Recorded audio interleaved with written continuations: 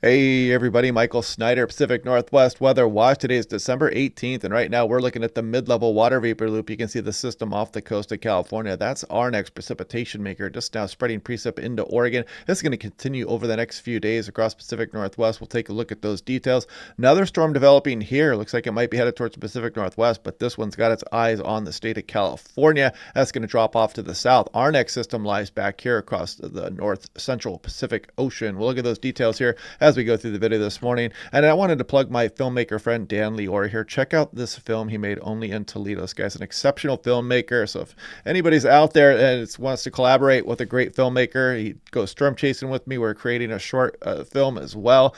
He's awesome. I mean, he's taught me so much about filmmaking. I feel much more confident in my filmmaking having been able to deal with Dan over the last few days. So anyway, check him out. Some of these films are just amazing.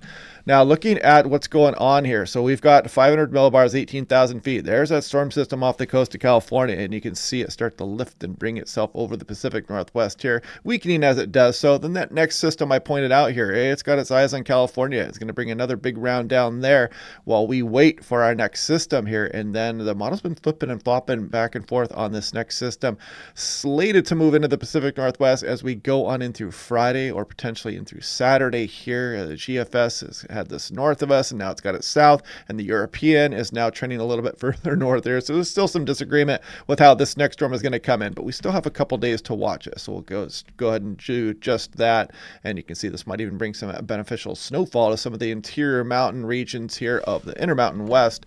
And taking a look at that 6-hour precipitation, let's take a look at this. So you can see this precip moving up over the area today, and you can see it's not extremely heavy amounts here across the Pacific Northwest, but it is kind of persistent. It's going to go all the way in through tomorrow, Tuesday, probably wrapping up by Tuesday night. But the precip doesn't even really cut off too much across some of western BC, and a persistent flow right into this province there of British Columbia, impacting Vancouver Island. As you can see, this just continues on through a lot of the week before that next frontal system swings through the Pacific Northwest here as well, hopefully bringing a little bit of snowfall for the higher terrain at least, but there's still some model disagreement on how that's going to unfold.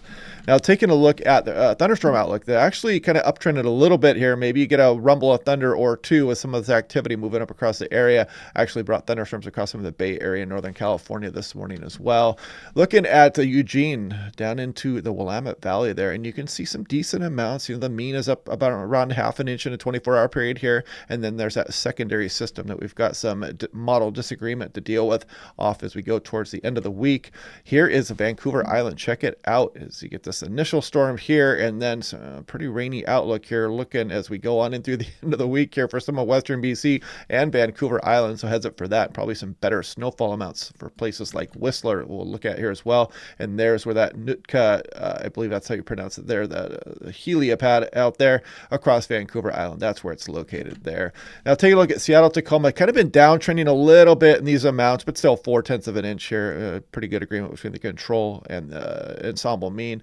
But if we look off into the next storm system out there, not quite as what's showing up right now, but that can change. You can actually see the control run had 0.5 of an inch here in a 24-hour period. Looking at Paradise Mount Rainier. So here's that initial storm system moving up from California here. Hopefully we can get a few inches out of that across some of the Oregon, Washington Cascades. And then you can see that next system rolling in here as well. So we will definitely take it. Snow can be hard to come by in these El Nino years. So you got to take it and get it while you can. Snoqualmie Pass, a little bit of snow here, not too much. I mean, it's showing around an inch with this initial storm. And the secondary one might be a bit better. Again, depending on how it tracks. This is Mount Baker, kind of a similar thing here as well, but better amounts versus Snoqualmie Pass, no doubt.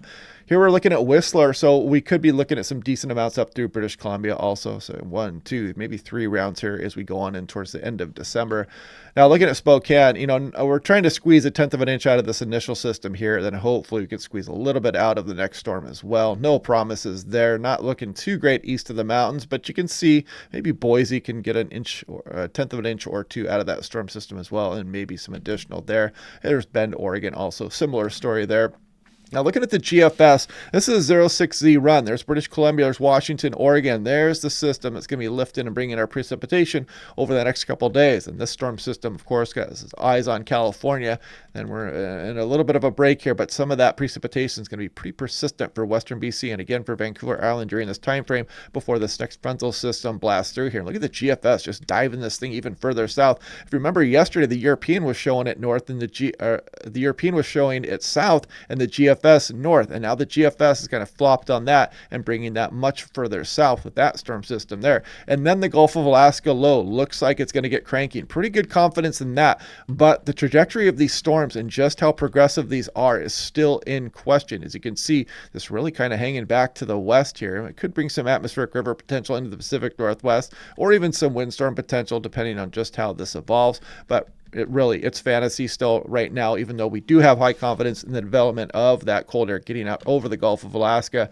Now, looking at the ensemble mean, I've scrolled all the way out to hour 144. This would be about December 23rd, nighttime here. And you can see nothing too exceptional here. Definitely better amounts across British Columbia here as we go through the weekend. But we do have a couple rounds of precipitation incoming here. Better amounts across some of California and Southwest Oregon. Also, you can kind of see the rain shadowing there for the most part across some of Eastern Washington, Oregon. Although Oregon not doing too bad here at times.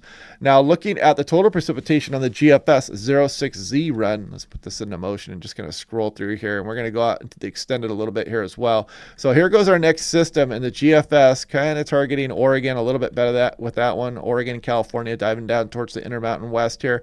And not too much here as we go through Christmas Eve. About an inch for Seattle, maybe 9/10 of an inch for Portland. Better amounts across Western BC, as I mentioned. And then we start to get some additional systems onto the future. But again, we're looking pretty far out right now at this point. However, we are going to most likely finish December above average for places like Seattle. And you can see some of these totals really start to pile up for Vancouver Island, Southwest Oregon here as well. And you can see the rain shadowing effect there across some of the San Juans and Whidbey Island also. Now, looking at total snow 10-to-1 ratio, this is last night's European run here. So there's that initial storm, hopefully bringing a few inches across some of the Cascades here of Washington. And then we look off towards the weekend here. And that one could be a little bit of a better snowmaker here. So cross your fingers for that. Maybe even bring in some snow for the coastal range here in Oregon. Another nice layering of snow for the Olympic Mountains. But we're not doing too hot here. And we need the snow up there across the mountains. So cross your fingers for that. Now, taking a look at the fantasy windstorm hunt. Actually, the system coming in this weekend, some of the ensemble members in the European were showing some gusts up over 40, and a couple of them showed up 49, 50, 55 there. But you can see the majority of them don't have much wind, so we just got to watch that sneaky little system out there. Good thing we have a few days to watch that coming up here. Then we look out in the post-Christmas period here, and you can see some bigger windstorms out here, but some of these actually might be out of the east. For example, if we take ensemble member number 49, I'll show you the sea level pressure map for that. Look at that huge low pressure system out there and strong high pressure over the interior areas here. So that would be quite the gradient from eastern Washington, some of Montana, and eastern British Columbia versus that very deep low out over the Pacific Ocean, which would bring some strong east winds across the Cascades. Now, looking at the 6 to 10 day temperature probability outlook, southwest flow makes sense. We're probably going to be above average here, 8 to 14 days, something similar, all the way through the end of December. And here's the 6 to 10 day through December 27th. It does include Western Washington and Oregon there, and it includes a bit more here as we go towards the end of the year, but no promises here. We're still trying to figure out what that extended forecast is going to bring, and we have plenty of time to be worried about that as we go. So anyway, yeah, here's our initial system, and a couple days of rain here as we go through tomorrow, and then we get a little bit of a break here, except for Western BC, and then we bring that next storm system in here as we go towards the weekend and the end of the week, and we'll continue to watch that because the models are flopping back and forth, as I mentioned, on the placement of that storm, and then we'll watch that extended forecast as always. So anyway, hope you guys are liking these videos. If you want to order that weather station, I'll put it in the link down below as well. So you can go ahead and click on that. Actually, maybe I'll include the Vimeo video here today because you guys have seen me post that link pretty much every single day for that weather station. So I'll just do that one tomorrow. But anyway, I hope you guys are liking these videos. We'll do this again tomorrow, and I will talk to you guys then.